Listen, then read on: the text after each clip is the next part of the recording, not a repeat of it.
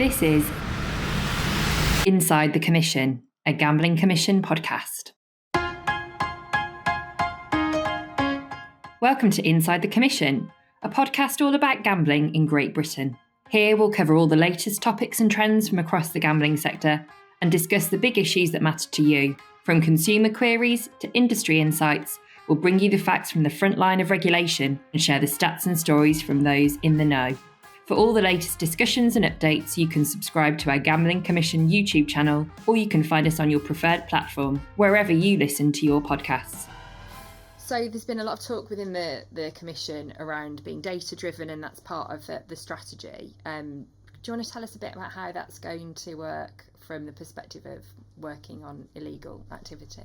So first point I wanted to make was we started to publish figures as well around some of our activity in the space as well. So in terms of, you look at even at the point now where we are in this financial year and compare it to, to when we first started to publish some data around, illegal markets work. There's already been a tenfold increase in, the number of URLs, for example, that we've reported to Google and other ISEs. So the current figure for this year is already at 102,000, which is, a real sort of progress. Alongside that, we've already issued over 600 cease and desist disruption notices, and it's led to action taken against 264 websites that are in the illegal market space. Alongside that, we've seen over 158 sites now geo-IP blocked. We've had 36 sites removed by registrars and 38 websites suspended. And at the moment, we're just relying on all done voluntary. There's no requirement at the moment. Hopefully that changes, but there's no requirement at the moment for, it's all done by, working, collaborating with key partners to make sure that, these websites are targeted properly as well. So yes, made good progress. It's great to see that we're starting to get, real support from those, other key partners. But I really do think that the test purchasing work we're doing, the work that Donna's team are doing around sort of financial intelligence and trying to understand some of the networks around some of these websites is going to be really important to progress it forward. What we need to do with these websites, there's so many that we could look at and target. We're really focused, we're trying to stop illegal markets activity at scale.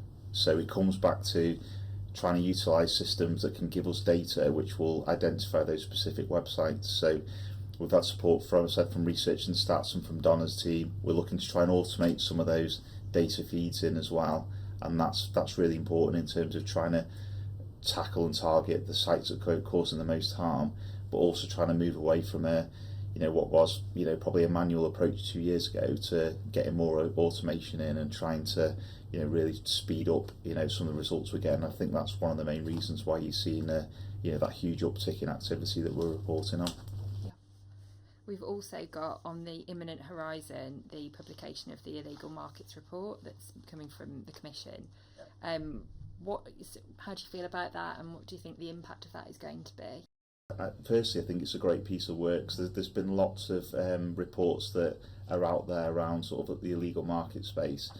I think it's really important that we've been able to get the time to look at sort of the wider issues around illegal markets. There is a section there from that the enforcement team have been responsible for, working with colleagues from intelligence, just to give an idea out there about how we've sort of approached some of our illegal markets work as well, and some of the obviously the figures and response that we've had are great, but we really want to make sure that we're not overstating the position in any way. And we recognise with this, we're having to learn a bit as we go. There's no rule book.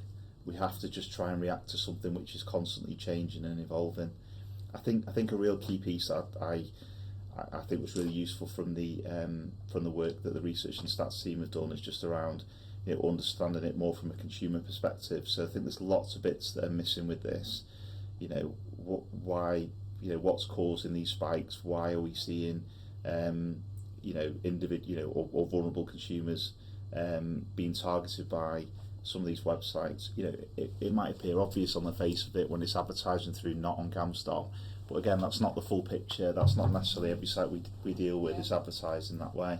So I think anything we can do to try and improve the overall understanding of what's going on, how it works and why people are attracted to these websites, and an ability, I think, to highlight some of the risks as well around going to some of these illegal websites is going to be a really important part of that work when it's published. There have been some interesting cases recently where we've had intelligence reports on sports betting. Could you tell us a bit about those? So there's been, we've got a sports betting integrity function within the Gambling Commission. That plays a really important role in terms of understanding some of the wider issues around any sort of unfairness in the marketplace. So that team will do referrals to other law enforcement agencies. What we've started to do is to look at trying to investigate some of those cases within obviously using our powers at the Gambling Commission, and that's something again that's sort of grown over the last couple of years. So we are starting to see issues across a number of different sectors, and there's been lots of media releases around issues around even things like table tennis that you perhaps wouldn't expect would have integrity issues, issues around tennis, issues around football. We've got cases involving integrity issues around boxing, for example. So it's really important that we're supporting the regulated sector to make sure that these markets and consumers to make sure that these markets are fair. And when we're able to identify evidence that things aren't right or things have gone wrong, then we're in a position where we can take action. A lot of the work we've done there has been really building up collaboration opportunities with some of the the sports bodies as well. So there's been lots of activity around making sure we've got all our MOUs in place so we can share information with each other. And again, that's an area that I'd really like to see us kind of continue to build over time. And we'll look to take action, and there'll be more we'll be able to release in due course when those investigations are finished. Yeah, as John said, our Sports Betting Intelligence Unit have really good relationships with governing bodies across sport. We receive intelligence from them and also share intelligence with them and work jointly with them. We also meet regularly with sports betting intelligence and integrity units across the globe to share best practice and again look at any emerging trends that people are seeing perhaps in different countries. Esports betting is quite a big one at the moment that we'll be looking at doing some work on going forward, which has come about through meetings with regulators in other countries. And I'll give an unashamed plug because there is a podcast on sports betting integrity, which you can listen to now. Beat me to it. I was also going to plug the other episodes. If anyone is listening to this and would like to know more about that, there is another podcast featuring Nick and talking about those aspects, and there's some interesting stuff in there. I think about the other point I'd say on that as well is just the relationship's been really positive with the sports bodies as well. I think the more able to sort of show some of the activity that we've done, and I think we're really starting to build strong relationships there as well. So as I said, I think if we continue to identify issues around any form betting on sports, I think the relationships we built are really going to be really key in terms of finding a way to take those cases forward.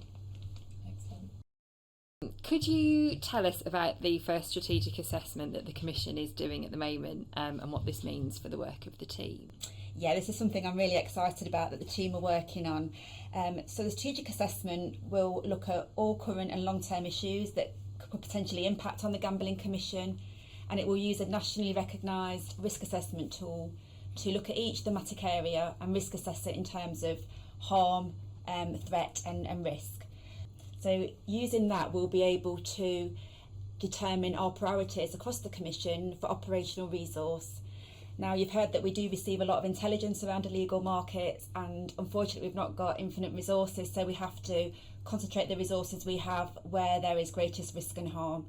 And the strategic assessment will really help us do that by looking at that risk assessment, and also we'll be reaching out to key stakeholders to give us some information and some data that will help inform that assessment. We'll be looking at where the gaps in our intelligence picture are and making recommendations going forward to pursue, protect and prevent these issues from increasing or becoming more harmful, and to try and disrupt where we can.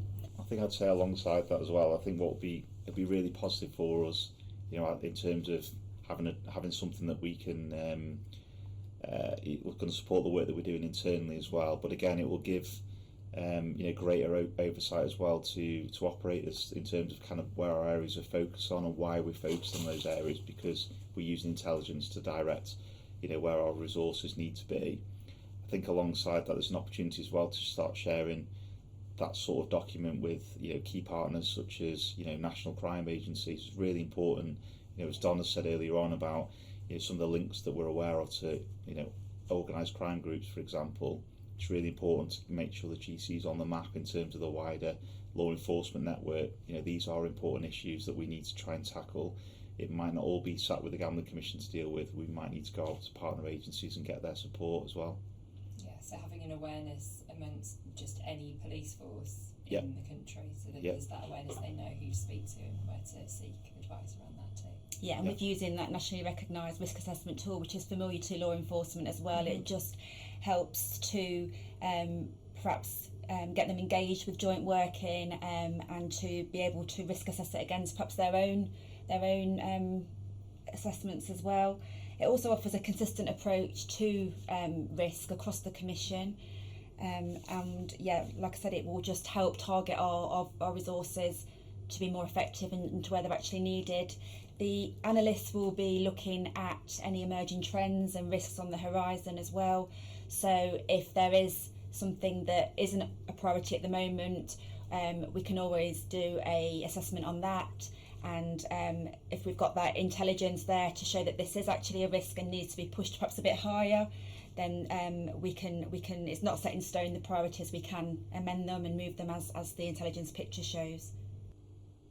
I suppose the final closing question would be around then, lots of people listening to this, whether they're consumers, whether they bet, whether they work in industry, we're all citizens of this country. How best can people make sort of any reports or give you any intel if they think that something isn't quite right? What's the best way for them to do that? Well, like you say, we receive intelligence reports from all different sources, members of the public, industry, partner agencies. The best way to report anything to us is probably through our confidential portal, which can be accessed via the Gambling Commission website. As it says, it is confidential, but you can leave your name and contact details if you wish to as well. I would say though, perhaps you might think that the intelligence or information you've got is not useful or won't be helpful, but it could be that final piece of the jigsaw, or that golden nugget that will really help us corroborate intelligence, or like I say, be that final piece of the puzzle that will help our intel development. So if you have got any information on illegal markets, unlicensed providers, I would encourage you to use the Confi portal to make a report. I think alongside that, the other message is keep reporting as well. So we get lots of instances where it could be there's an issue with an illegal land-based casino, and they think someone does one report to us. Well, if it's continuing, keep reporting it. More bits of information that you get, as Donna has said, it could be part of a bigger piece of work, and that might really help. But also, we really need to know whether some of these issues are still continuing. A lot of it, particularly with the land-based side of illegal markets, it's quite transient. It'll move around different premises. It's really difficult to try and target that. But if we've got strong intelligence and we've got regular reports coming in about an issue, it will absolutely be looked at, and we'll look to take action where we can. Excellent. Well, thank you both very much for your time today. Thank you. Thank you. This is Inside the Commission, a Gambling Commission podcast. To stay up to date with the latest content, you can subscribe to our Gambling Commission YouTube channel, or you can find us on your preferred platform, wherever you listen to your podcasts. Thanks for listening.